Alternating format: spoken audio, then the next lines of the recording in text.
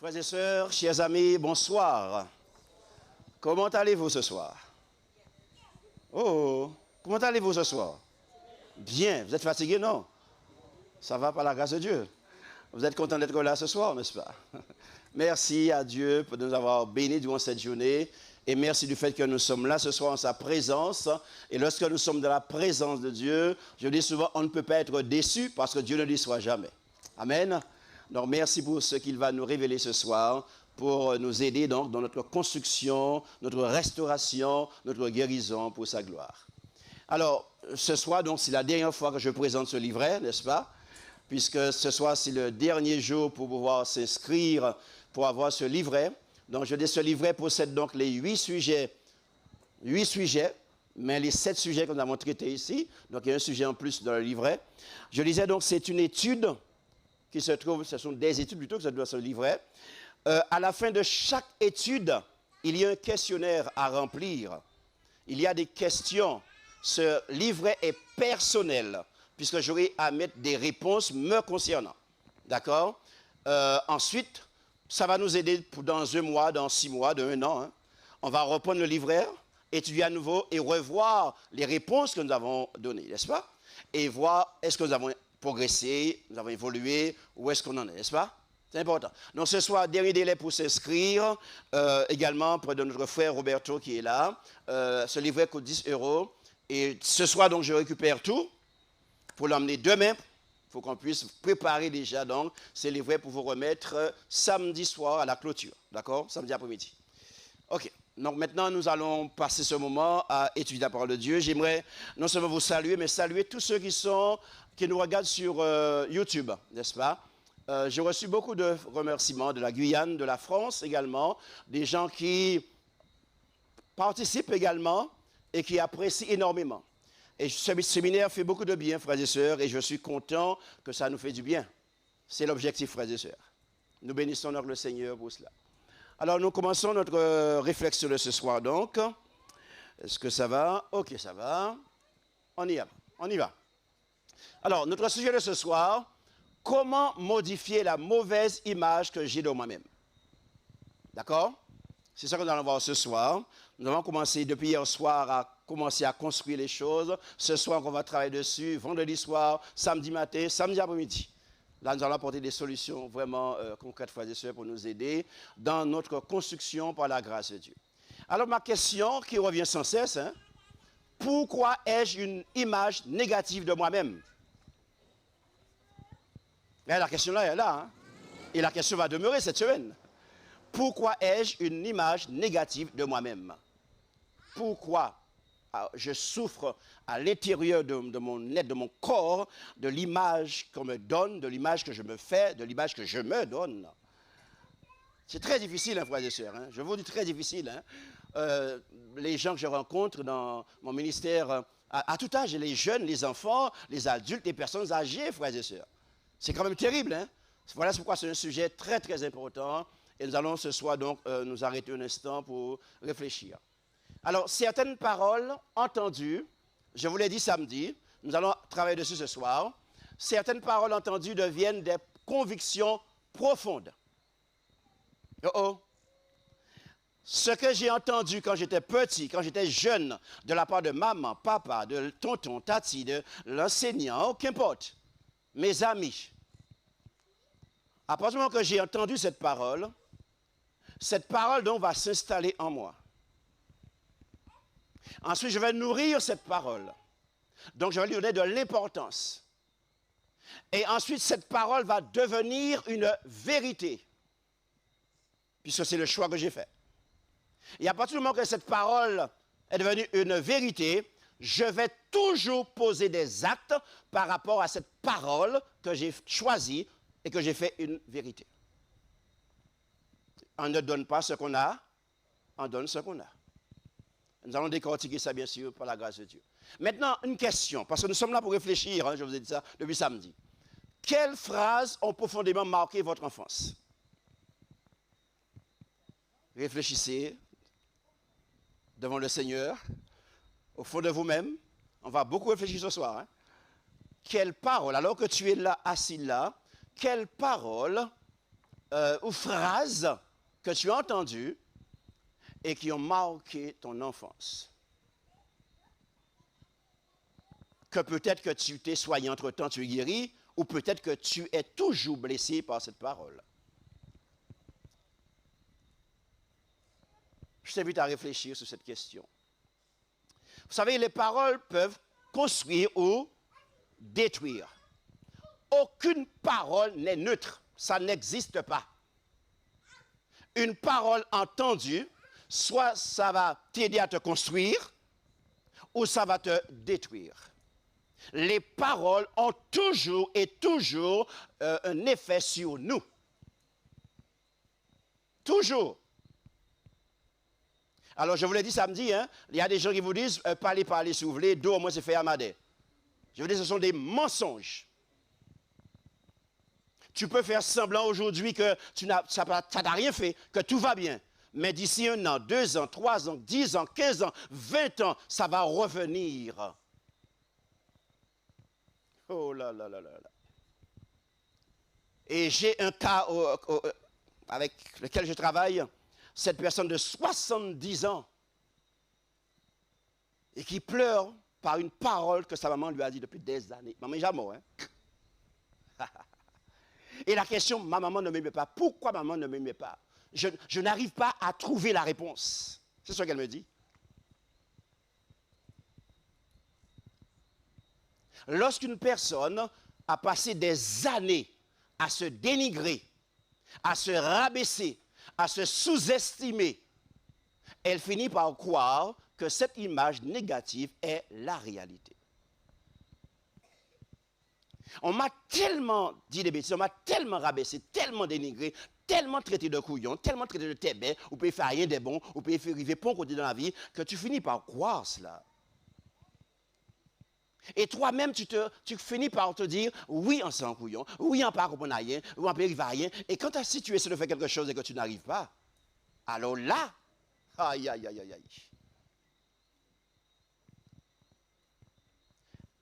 Donc, essaie de comprendre ce que je te dis ce soir. Quand tu as passé des années à te dénigrer, à te rabaisser, tu crois que c'est facile pour toi après de rebondir, de te construire, reconstruire? Ce que je te dis ce soir ou dans cette semaine-là, peut-être c'est nouveau pour toi. Mais quel combat qu'il y a en toi, et je le sais, entre ce que je te dis, ce que Dieu dit, et ce qu'on t'a toujours dit et que tu as toujours cru. Quel combat qu'il y a à l'intérieur de toi ce soir? Ou cette semaine, il y en a qui m'ont témoigné, qui m'ont dit, oui, il y a un combat en eux. Et je bénis Dieu pour cela. Ça veut dire que tu es sur la voie de la guérison au nom de Jésus. Amen. Tu sors du déni enfin, pour être guéri à la gloire de Dieu. Nous allons donc entrer en profondeur ce soir dans ce sujet ô combien important, frères et sœurs. L'image de soi se construit d'abord dans la famille. D'abord dans la famille. Dans la famille, maman, papa sont là pour aider un enfant à se construire. Oh oh, ça va? À se construire. Donc, devant Dieu, en tant que parent, tu as une responsabilité de la manière dont tu vas t'adresser à tes enfants. La manière dont tu vas les traiter par ton comportement ou tes propos. Donc, si en tant que parent, tu passes ton temps à rabaisser ton enfant, à dénigrer ton enfant, à traiter ton enfant, et qu'à sa maman, il nous a qu'on papa, et couillon qu'on tentaille. Vous voyez des mots comme ça, vous entendez ça bien, Guadeloupe. On les appelle les noms d'oiseaux, noms de bêtes. Vous connaissez ça très bien, n'est-ce pas?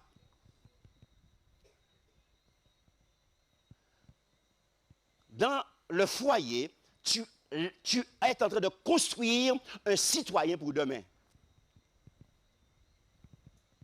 Et nous avons aujourd'hui ce que nous méritons dans la société, parce que ce que nous avons fabriqué, malheureusement. C'est important de comprendre ça, frères et sœurs. Et aujourd'hui, même dans les prisons, ce travail psychologique est fait pour essayer de comprendre pourquoi il y a tant de jeunes dans la rue et en prison. C'est quoi leur histoire? Et vous savez, nous avons commis beaucoup d'erreurs en tant que parents pour essayer de comparer nos enfants et pour essayer toujours de leur dire des choses. Mais écoutez-moi bien, quand tu viens à un enfant, tu ne comprends rien au sens t'ébait parce que l'enfant n'a pas réussi à faire ce que tu lui as demandé de faire. La question que tu dois te poser, en fait, pour qui tu te prends quand tu dis ça à l'enfant? Parce que l'enfant n'a pas réussi à faire ce que tu lui as demandé de faire. Mais en tant que parent, est-ce que tu sais tout faire? Oh! Et si on te retournait la même chose? Mais il faut réfléchir sérieusement à la manière dont nous éduquons et nous avons, je dis, le résultat que nous avons aujourd'hui, malheureusement. En tant que parent, tu ne sais pas tout non plus. Tu n'es pas compétent, personne n'est parent, on devient parent, donc on apprend.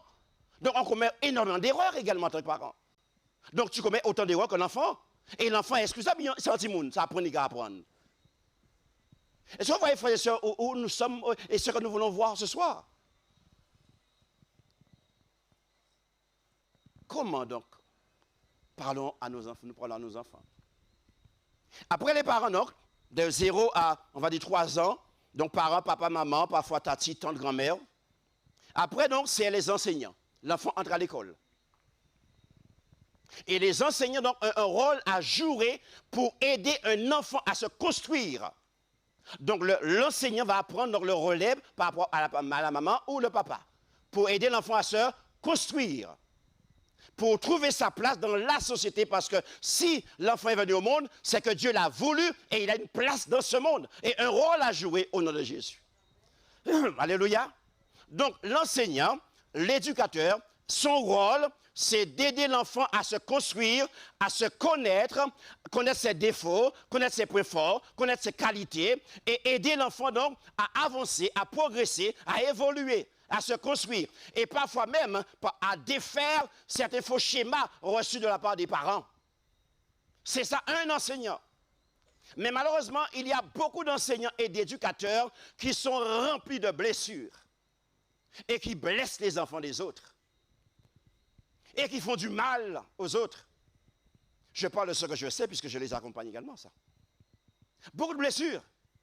Et il y a beaucoup d'histoires derrière, mais je n'ai pas le temps de développer tout ça ce soir. D'accord? Mais ça, c'est important, il faut de comprendre. Si en tant qu'enseignant, je suis blessé, je suis mal dans ma peau, par rapport à ce que mes parents m'ont dit, par rapport à ce que j'ai vécu, en tant qu'enseignant, je peux reproduire ça devant mes élèves et les traiter comme j'ai été traité. Ah, il y a des choses qui existent, je vous dis que c'est terrible, hein? Que j'ai connu en Guyane d'ailleurs, et aussi en Guadeloupe. Quel genre d'enseignant que je suis et quel message que je fais passer aux autres. Ensuite, il y a maintenant les amis. Les amis sont là également. Je parle d'amis, hein? On est d'accord?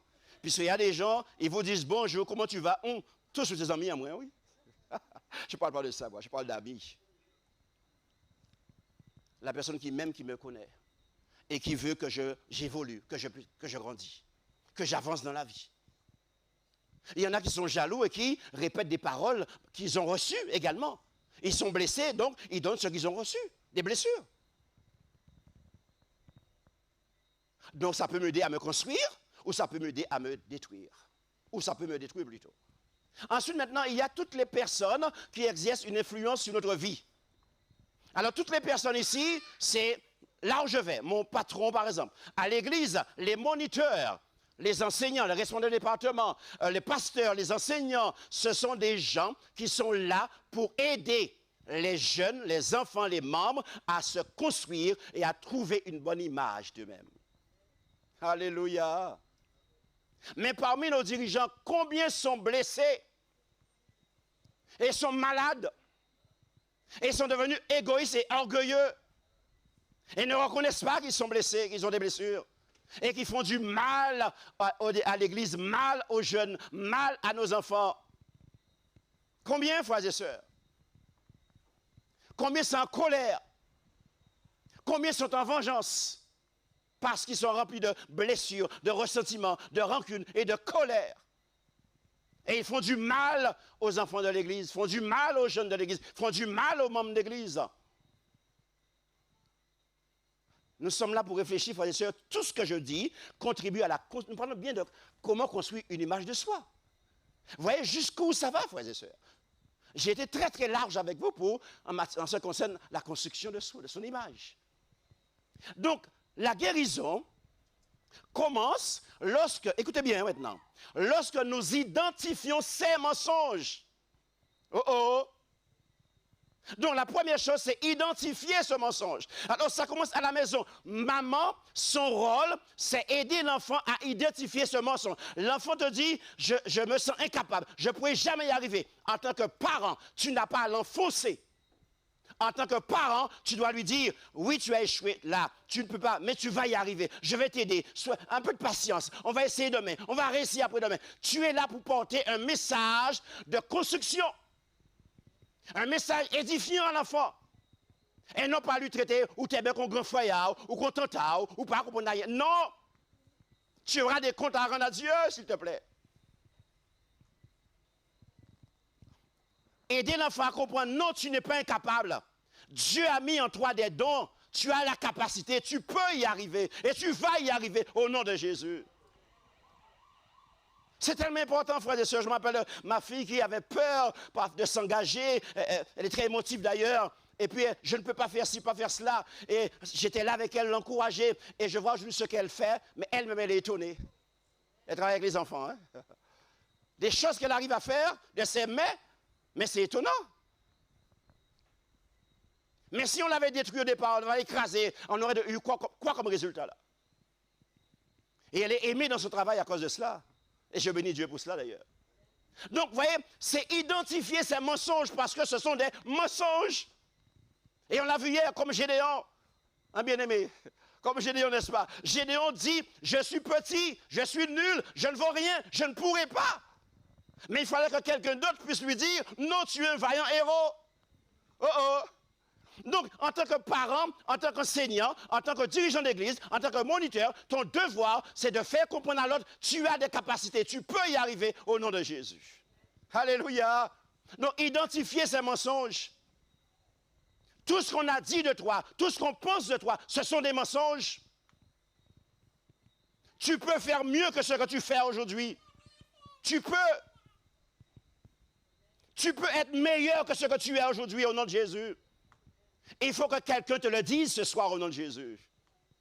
Pour enlever ces paroles mensongères que tu as reçues. Maintenant, j'ai identifié ces mensonges. Maintenant, je vais accepter de les remplacer par la vérité de Dieu. Amen, amen. Oh, le travail ne s'arrête pas au chemin. Donc, j'identifie. Et maintenant, j'ai toujours quelqu'un qui m'aide à cela. Donc, j'identifie. Et au nom de Jésus, je décide d'expulser ça de ma vie. Et je les remplace par des paroles de vérité, les paroles de Jésus. Amen, amen. Et nous allons voir ça tout à l'heure, les paroles de Jésus. On a commencé hier soir, hein, mais nous allons avancer avec ça par la grâce de Dieu.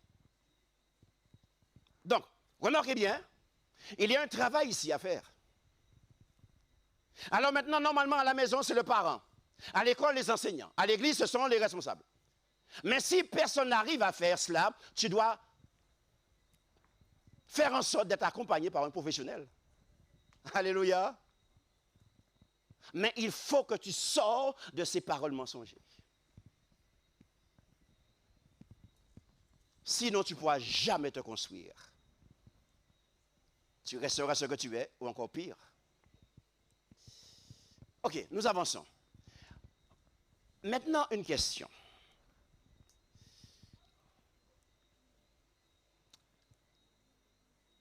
Avant de changer l'image que nous avons de nous-mêmes, nous devons donc reconnaître les blessures qui ont contribué à la déformer.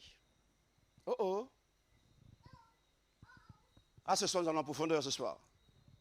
Avant de changer ton image, parce que je t'ai dit que les blessures ont la capacité de déformer ton image, ton identité, ta personne, ton être, tes entrailles, tes pensées. Les blessures ont une puissance que tu ne peux pas imaginer. Alors, nous allons ce soir donc faire ce petit travail. Je vais vous emmener quelques exemples pour vous aider à comprendre de quoi nous parlons ce soir. Très important, frères et sœurs. Je répète, les blessures qui ont contribué à déformer mon image. Premièrement, le rejet ou le manque d'amour d'un parent. Combien de personnes que j'ai rencontrées et qui ne sont pas aimées de leurs parents? Oh oh, c'est dur quand même. Hein?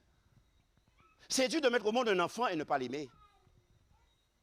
Alors, je me rappelle de cette dame qui tapait son enfant chaque jour après la rentrée d'école. Oui, la rentrée 5 heures. Quand l'enfant entrait à la maison, 16 heures plutôt. Et on était obligé d'appeler la police pour cette dame parce que ce n'était pas possible. Et cette dame, donc, quand la police est arrivée, on lui a posé la question, mais pourquoi vous tapez l'enfant comme ça? Qu'est-ce qui s'est passé? La dame a répondu, cet enfant, je le déteste parce qu'il me rappelle son papa. La misère qu'elle a vue, la souffrance, elle reporte toute sa haine contre l'enfant. Qu'est-ce qu'on a fait? Hack. Vous savez, frères et sœurs, un enfant, depuis le ventre de sa maman, sait s'il est accepté, aimé ou pas. Oh oh. Et parfois, nous sommes étonnés quand nous avons des enfants, ils sont turbulents, ils sont insupportables, mais avons-nous désiré réellement ces enfants-là? Parce que c'est psychologique, hein? Tu te prépares à recevoir un enfant. Et voilà pourquoi il y a beaucoup de souffrance et de maltraitance, parce qu'on n'a pas compris la psychologie de l'enfant, et d'ailleurs de l'adulte, pour commencer aussi. Ça, c'est encore un combat, ça. Le rejet. Il y en a qui ont mis au monde l'enfant, vous savez déjà qu'ils jettent les enfants. Il y en a qui déposent l'enfant chez la mamie, parce qu'en partie, vlétimoun, en partie, paré pour cela. Il y a tellement de situations dramatiques, frères et sœurs. J'ai connu une dame qui me disait, quand elle est née, la maman, ils étaient à 7, la maman a décidé de la choisir, elle, pour la mettre chez la tante. Timna sans passer pour TI. Wow. Et elle me pose la question, mais pourquoi ma maman ne m'aime pas jusqu'à aujourd'hui? Chaque fois qu'elle est avec sa maman, maman a souvent manié pour faire un scandale en babier. C'est quand même terrible, frères et sœurs. Qu'est-ce qui se passe, frères et sœurs, chers amis? Vous voyez les blessures, ce que ça fait? Oh Seigneur. Deuxièmement, il y a ce qu'on appelle les comparaisons. Les comparaisons entre frères et sœurs. Les parents, maman et papa, hein? Ton frère est plus intelligent que toi. Ta sœur est plus forte que toi. Elle comprend mieux que toi. À ton âge, elle avait déjà son bac. Oh oh. Ou alors, à ton âge, elle était déjà mariée, elle était chez elle, mais vous engouffrez en casse là, on pas sorti même. Mais il y a des choses qu'on dit aux gens, et on croit que c'est des paroles comme ça, et ça fait rien du tout. Ce n'est pas vrai. Nous causons des souffrances terribles aux gens, et on ne se rend pas compte de ce qu'on fait. Les comparaisons, on aime toujours comparer à l'église, toujours comparer. Comparer les moniteurs, comparer les prédicateurs, comparer les pasteurs, toujours en train de comparer les gens.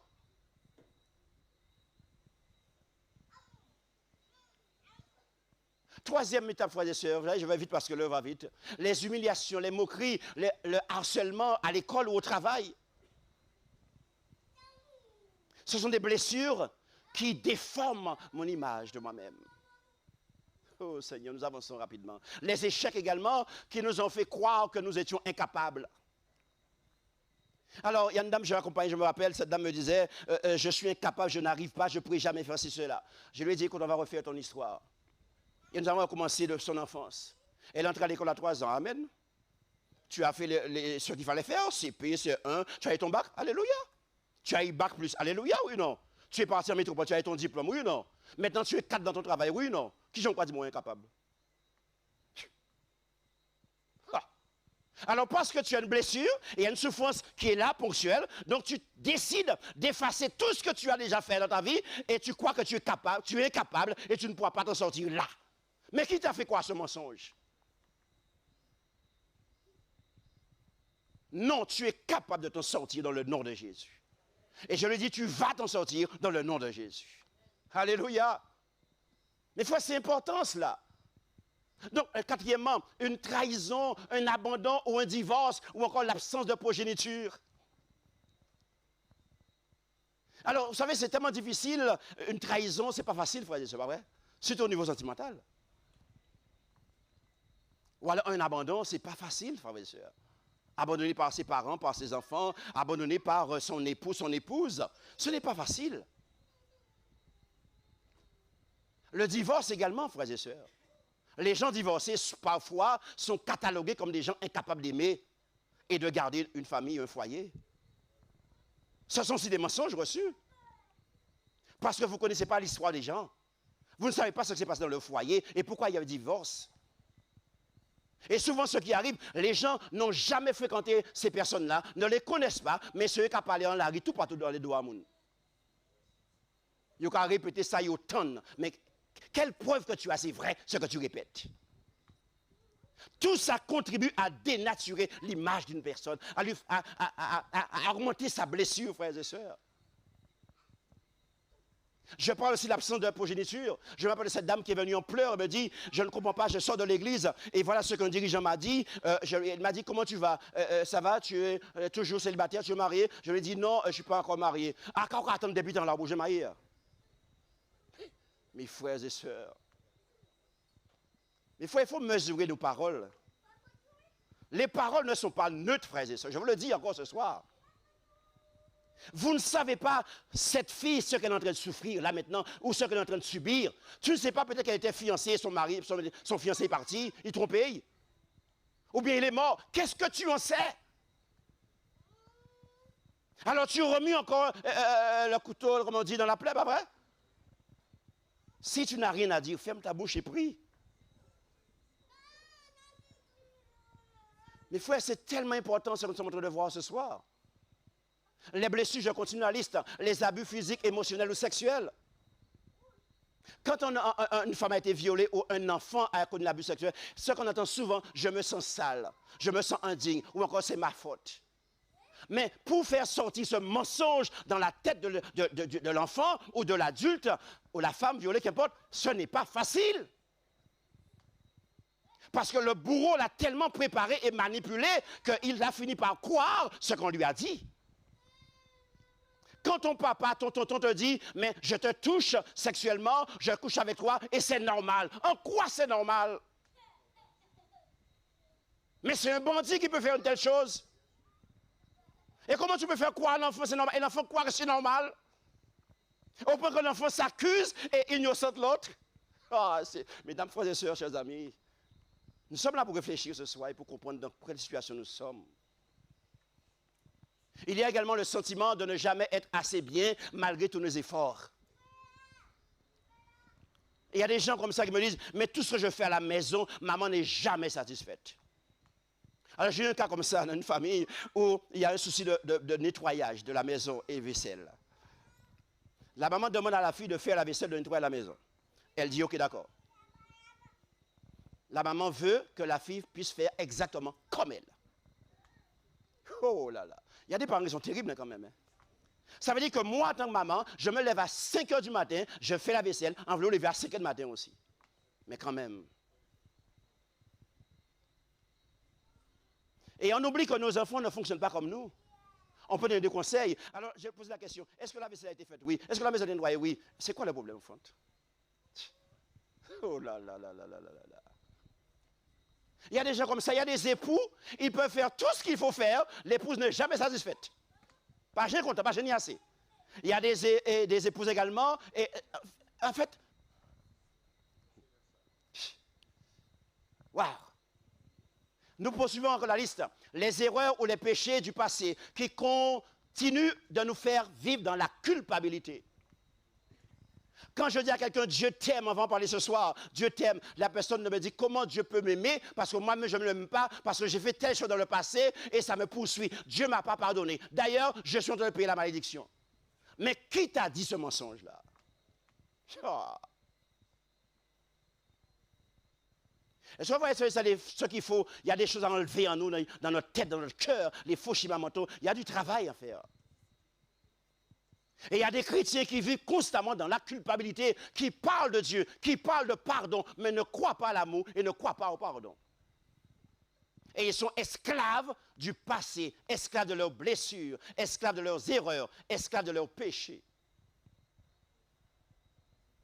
Est-ce que vous comprenez maintenant, frères et sœurs, là où nous voulons venir? Comment tu veux avoir une bonne image de toi-même dans cet état-là? Comment tu veux construire une bonne image de toi-même quand tu es dans cet état? Comment tu peux être heureux et rendre les autres heureux? Il y a aussi ce qu'on appelle les attentes irréalistes que les autres ont placées sur nous. Oh oh. Alors je me rappelle de cette dame, sa maman voulait être une personne dans un domaine quelconque. Et la maman n'a pas pu. La maman a formaté l'enfant depuis petit pour que l'enfant puisse faire le métier qu'elle ne pouvait pas faire. Conditionné, Timouna. Ce n'est pas ce que l'enfant aime, ce n'est pas son don. Et elle a accepté, elle a fait, mais elle est en souffrance, elle n'est pas heureuse, épanouie dans ce travail. Et c'est quand même terrible, frères et sœurs. Poser des attentes sur l'autre. Je veux que ma fille soit ça, mais qui t'a dit que c'est ce qu'elle doit être? Ou ton fils? Tu as demandé à Dieu? Tu sais quel talent Dieu lui a donné? Frères et sœurs, nous sommes en train de réfléchir ce soir parce que c'est tellement important le sujet. Alors, toutes ces expériences, je vais accélérer un petit peu, peuvent laisser les traces profondes dans notre cœur. Aïe, aïe, aïe, aïe, aïe. Il y a des gens qui me disent, mais non, malgré toutes ces blessures, j'ai su quand même m'en sortir. Je travaille, j'ai une maison, j'ai une voiture, j'ai piscine, tout ce que tu veux, mais ça va. Ça, c'est mensonge encore. Je te le dis encore ce soir par la grâce de Dieu. Je suis en train d'accompagner des gens de 60, 170 ans, 80 ans, qui sont en train de souffrir des blessures de l'enfance. Ils ont travaillé, ils sont à la retraite, ils auraient dû maintenant aller à la plage bronzée, ils auraient dû aller en croisière et amuser vivre, oui ou non? Mais ils sont en train de souffrir par les blessures de l'enfance. Parce qu'ils ne l'ont pas soigné au moment voulu. Et on se dit, ah, ça va passer. Oh, si tu savais. Oh là là. Mais frère, quand on laisse son passé, il faut s'assurer qu'on est en paix avec. Comme ça, quand il revient, il n'a aucun pouvoir sur nous au nom de Jésus. Parce qu'on est guéri dans le nom de Jésus. Alléluia. Oh Seigneur. Maintenant, écoutez-moi bien. Je vous invite encore à réfléchir. Quel souvenir remonte spontanément là, à votre esprit maintenant là, quand vous pensez à votre père? Quand vous pensez à votre mère? Quand vous pensez à vos enseignants, à vos dirigeants, à votre enfance? Dites-moi. Ne me dites pas, hein, c'est entre vous et le Seigneur. Qu'est-ce que tu montes dans ta tête maintenant là? Qu'est-ce que tu ressens quand tu penses à ta maman, à ton papa? Waouh!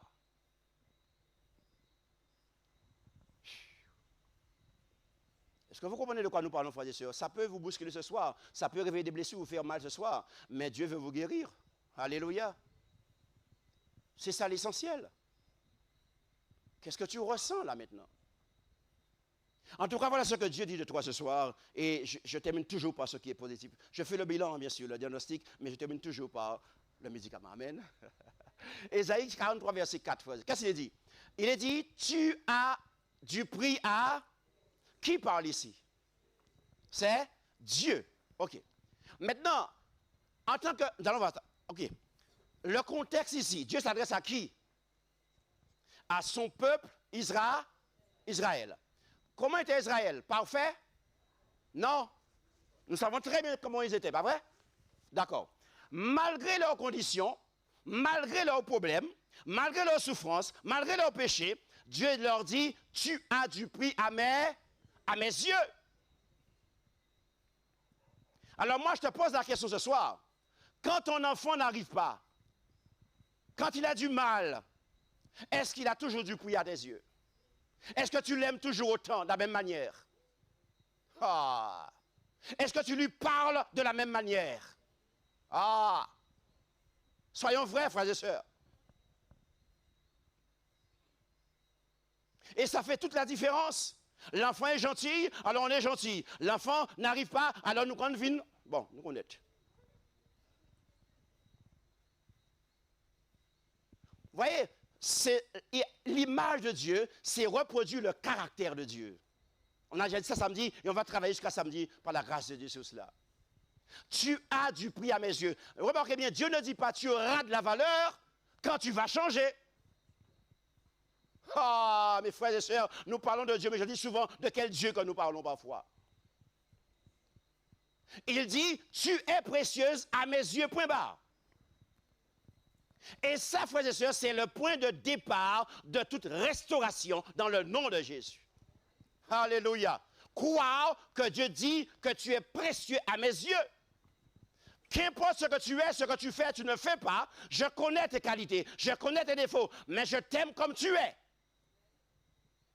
Est-ce qu'en tant qu'époux, tu es capable de dire à ton épouse, je t'aime comme tu es? Malgré tes défauts, malgré parfois tu me fais mal, mais je t'aime comme tu es. Est-ce qu'en tant qu'épouse, tu es capable de dire à ton époux, je t'aime comme tu es? C'est-à-dire, arriver à faire en sorte de faire la différence entre ce que l'autre fait et ce que l'autre est. Oh oh! Et ne pas mélanger les choses.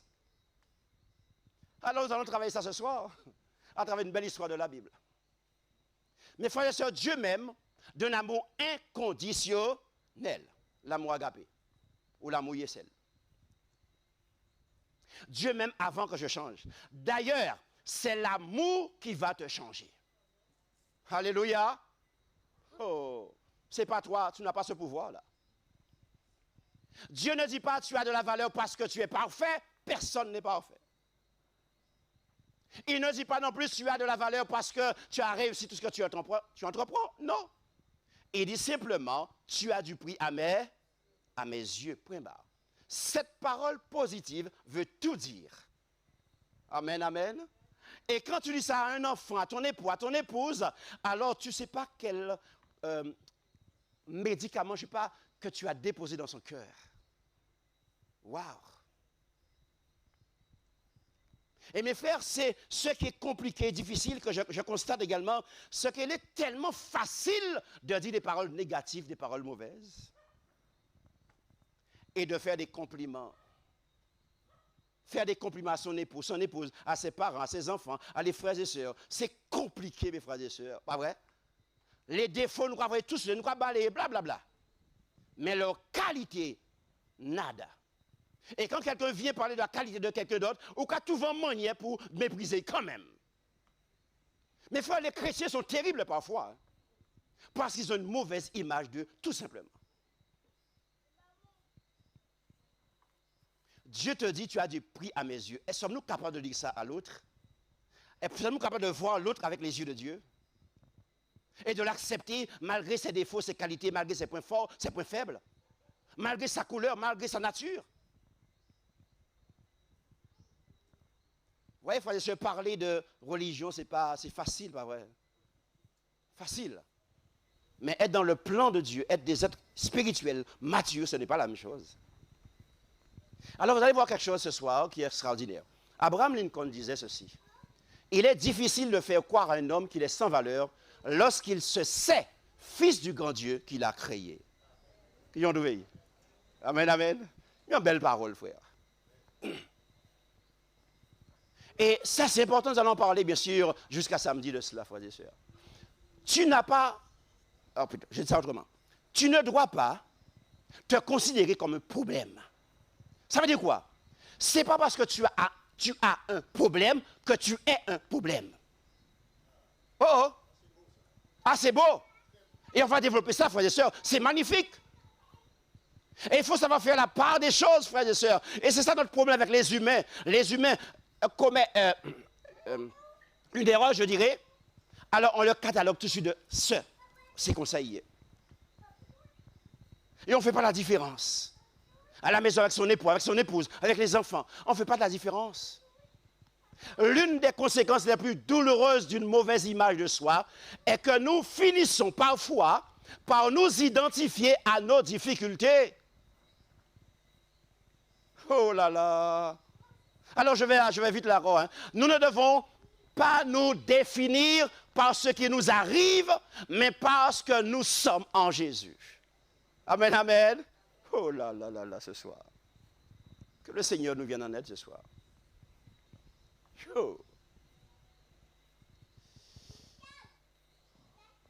Voilà une histoire dans la Bible, dans Marc 5, verset 25, la femme malade qui est venue à travers la foule pour pouvoir toucher Jésus. Je ne vais pas refaire l'histoire parce que l'heure va vite. Mais nous savons que cette femme est venue, elle s'est dit, si seulement je touche ses vêtements, je serai guérie. Et cette femme a violé toutes les lois en vigueur de l'époque. Parce qu'elle aspirait à la guérison. Elle était déterminée. Elle était décidée. Qu'importe ce qu'on dit de moi, qu'importe ce qu'on pense de moi, qu'importe la manière dont on me regarde de travers ou pas, je veux aller toucher le vêtement de ce monsieur-là. Et je serai guéri. Il y a des fois, il faut se faire violence pour être guéri au nom de Jésus, frères et sœurs. Et donc, ce qui est remarquable dans cette récit, notez bien, cette femme n'a pas de nom. Oh là là là là. Vous allez voir comment les gens fonctionnaient à l'époque. Et jusqu'à aujourd'hui d'ailleurs. Tout le monde connaît uniquement par sa maladie. Elle est devenue quoi? La femme atteinte d'une perte de... Voilà, Minoa Sayubaï. Donc son problème est devenu son identité. Oh là là là là là là là. Les frères, les histoires de la Bible sont tellement extraordinaires quand on a le temps de la travailler vraiment. Certaines personnes sont connues sous certaines étiquettes. Le rebelle, l'échec de la famille. Ah, vous connaissez ça, n'est-ce pas? Hein? Le dépressif, l'alcoolique, le paresseux, l'incapable, la personne la moins intelligente. Et à force d'entendre ces étiquettes, elles finissent parfois par les accepter comme une vérité. Et à partir de ce moment-là, je vais vivre comme je le pense et comme je le crois. Oh là là. Alors je pose la question ce soir. Comment vous définissez-vous profondément? Est-ce incapable? Rejeté? Sans valeur? Ou bien enfant de Dieu? Comment tu te vois ce soir? Oh là là. Comment tu te vois ce soir? Mon frère et soeur, écoutez-moi bien. Mon problème n'est pas mon identité. Alléluia. Je dois être en mesure de faire la différence. Il est possible de connaître un échec sans être soi-même un échec. Oh là là. Tu n'es pas un échec. Ce mensonge, tu dois, au nom de Jésus, l'arracher dans ta tête.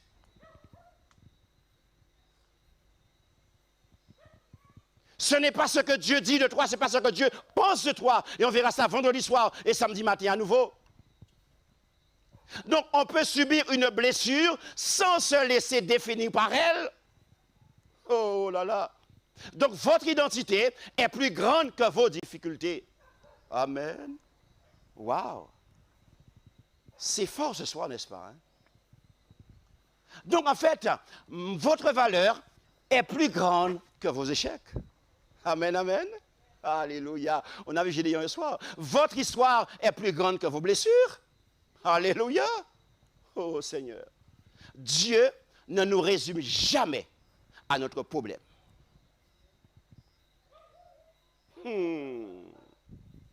Nous parlons de la construction d'une bonne image de soi, mes frères. Vous voyez jusqu'où ça va? Aïe, aïe, aïe. Dans Marc 5, verset 34, Jésus lui dit,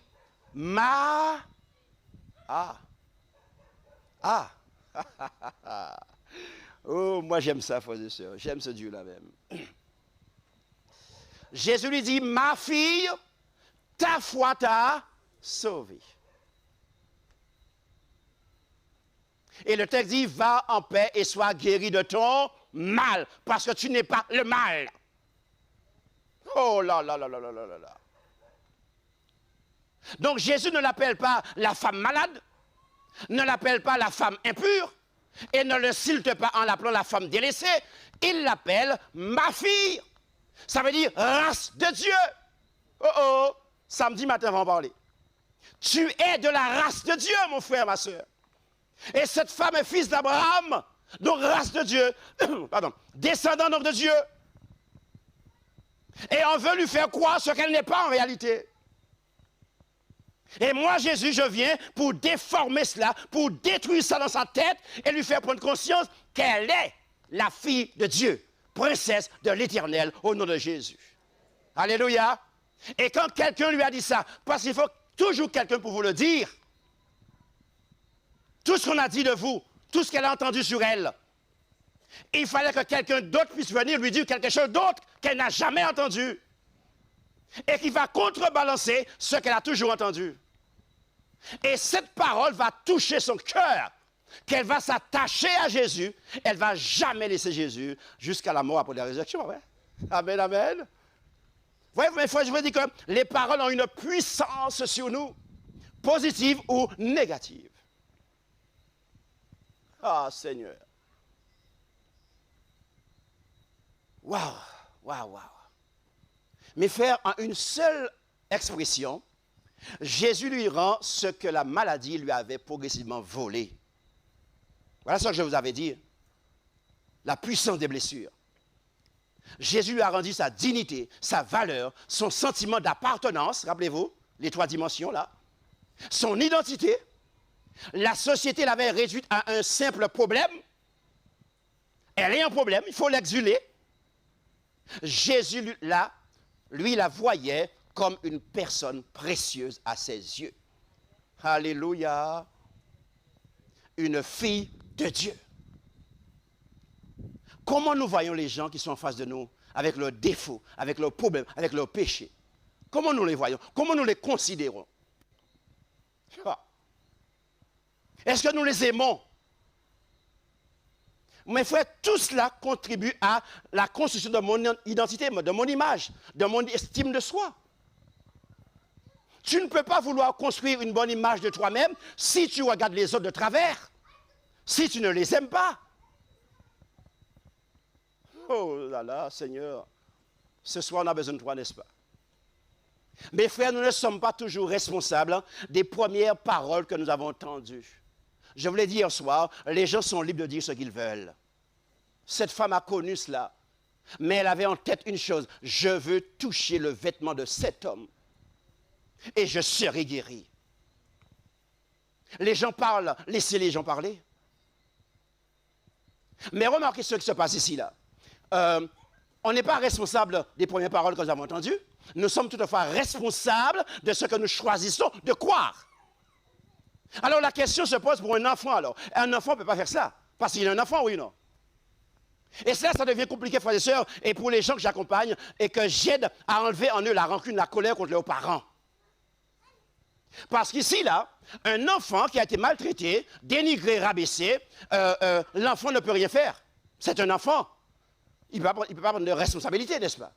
Mais quand cet enfant va grandir, va devenir jeune, adulte, il doit prendre conscience qu'il a des blessures.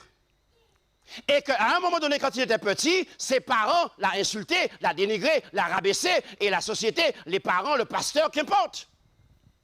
À un moment donné, Dieu va te mettre devant cet fait accompli. Parce que ce sont des blessures qui te rongent, qui te dérangent et qui te rendent malheureux. Il faut bien que Dieu te guérisse. Donc Dieu va faire en sorte que tu puisses prendre conscience. Voilà ce que tu as subi quand tu étais enfant, jeune. Maintenant, je suis prêt, dit Dieu, à te réparer, à te guérir, à te restaurer. Qu'est-ce que tu fais? Qu'est-ce que tu fais? Est-ce que tu vas continuer à croire que quand j'étais petit, mes parents m'ont insulté, ils m'ont rabaissé, ou est-ce que tu vas croire que Jésus te dit maintenant, je peux te guérir? Tu as un choix à faire. Et les gens qui ont 40, 50, 60 ans, j'ai dans ma famille une personne comme cela, je leur ai dit ce que mon père a fait. Il a fait avec ce qu'il avait, ce qu'il connaissait. Maintenant, ce que tu ressens pour lui, tu es responsable devant Dieu, il n'en est pas responsable. Alors, il y a des gens qui passent leur vie à dire « ma maman a fait ci, mon papa a fait cela ». Mais à quel moment tu as pris la décision de remettre en question ce que tu as subi? À quel moment tu vas décider de te soigner, d'être guéri pour arrêter cette souffrance? Quand tu es adulte, quand tu es capable de peser le pour et le contre, d'analyser, tu deviens responsable. Et tu dois prendre en main donc ta destinée, donc ta guérison. Laisse tranquille ta maman et ton papa. Et va te faire soigner au pied de Jésus. Cherche quelqu'un pour t'accompagner, un responsable. Et quand ça va se faire, tu verras. Je m'appelle de cette dame qui était dans cette situation-là. Et je lui ai dit donc, voilà comment faire avec sa maman. Elle me dit, j'essaie, mais ça ne passe pas. Elle est fermée. J'ai dit, tu dois lui écrire un courrier. Elle a écrit un courrier. Je lui ai dit, écoute-moi, tu écris un courrier, mais tu ne la dérespectes pas. Tu écris ce que tu ressens et comment tu as vécu la chose. Et comment tu l'interprètes. Tu restes respectueux envers ta maman. Et la maman a reçu le courrier. Hein? Et elle a lu le courrier. Hein? Alors, toute parlée et partévlée, elle était obligée, en fait, de réagir. Et enfin, d'écouter ce que sa fille lui disait, parce qu'elle était en souffrance. Elle a 50 ans, hein? Elle est en souffrance. Elle a besoin de réponses. Alors, sois sage et essaie de pouvoir lui donner des réponses pour l'aider à être guéri au nom de Jésus. Mais ne nourris pas de la colère contre tes parents. Ça ne sert à rien. Tu ne pourras jamais construire une bonne image de toi-même. Oh Seigneur, merci ce soir pour ce que tu nous apprends. Mes frères et sœurs, la transformation commence dans mes pensées. Oh là là. Je l'ai dit samedi. Hein. Les autres m'ont collé une étiquette. Dieu m'a attribué une identité. Alléluia. Ça fait toute la différence. Et je veux dire que les autres me collent des étiquettes de par leurs blessures, leur vision de la vie, leur vision de ce qu'ils ont vécu. Mais ce sont des mensonges. Oh Seigneur. Mes frères et sœurs, changez mes pensées. Une pensée répétée devient une conviction. Je vais vous expliquer ça en quelques mots là, rapidement. Les pensées qui me prédominent influencent mon attitude. Oh. Si tu es rempli de ressentiment, de colère, tu vas produire de la colère dans tes propos, dans ton attitude. Mon attitude, quant à elle, façonne mes émotions et mes réactions. Mes comportements déterminent mes actions. Ces résultats façonnent l'individu que je deviens. Mais c'est pourquoi il est essentiel de remplacer les fausses croyances par la vérité au nom de Jésus. Amen, amen. L'heure est déjà arrivée, il faut que j'aille. Mes frères, si vous voulez modifier l'image que vous avez de vous-même, commencez par examiner ce qu'il y a dans votre esprit. La clé commence là, la victoire commence là, avec l'Esprit de Dieu. Quelles sont les pensées que vous entretenez le plus souvent?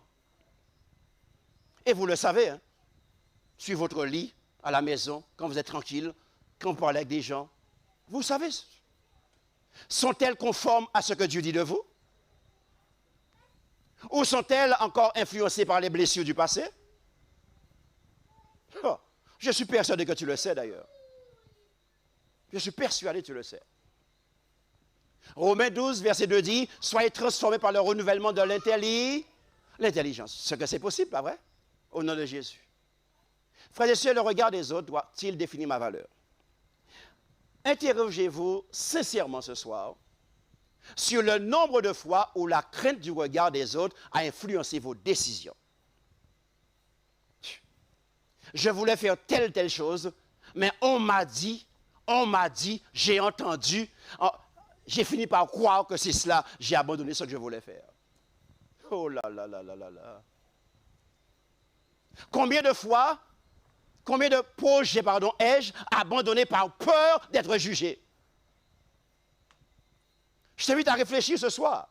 Combien de fois ai-je renoncé à être moi-même pour obtenir l'approbation de quelqu'un? Oh là là là là là. On trouve ça souvent dans la politique, dans la religion, pas vrai? Quand il est question de chantage de poste, de gouvernement, pas vrai? Malheureusement. On n'est plus soi, pour faire plaisir. Vous voyez, c'est dangereux, ce frère et sœurs. Donc, une bonne image de soi se développe lorsque nous apprenons à vivre selon nos valeurs et selon la volonté de Dieu au nom de Jésus. Amen, amen. Ça, c'est la clé de la réussite, frères et sœurs. Donc, le défi pour terminer ce soir. Le défi aujourd'hui, j'ai décidé, ou encore je décide ce soir, avant de partir de ce lieu-là, je décide de remplacer les mensonges par la vérité dans le nom de Jésus. Avant de sortir ici, je t'invite à prendre cette décision, s'il te plaît. Ne repars pas avec les faux schémas, ne repars pas avec les mensonges que tu as entendus et continue à vivre comme tu es là. Tu peux changer au nom de Jésus. Décide de remplacer cette vérité-là que nous allons vivre ce soir, qu'on va voir encore vendredi soir et samedi matin. Décide de renouveler tes pensées ce soir. C'est possible parce que la grâce de Dieu est là encore.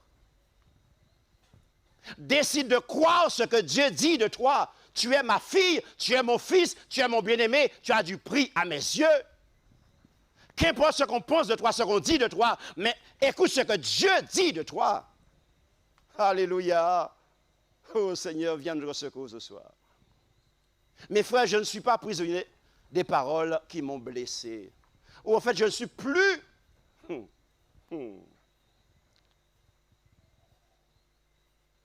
Plus. Je décide maintenant de croire en la parole de Dieu. Amen.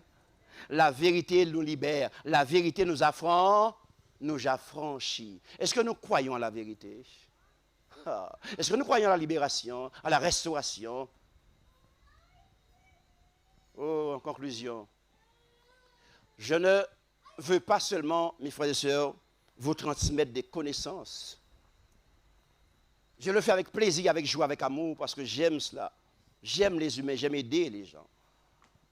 Mes frères et sœurs, ce qui est important pour moi, c'est que nous puissions ressortir ici, transformer, restaurer au nom de Jésus.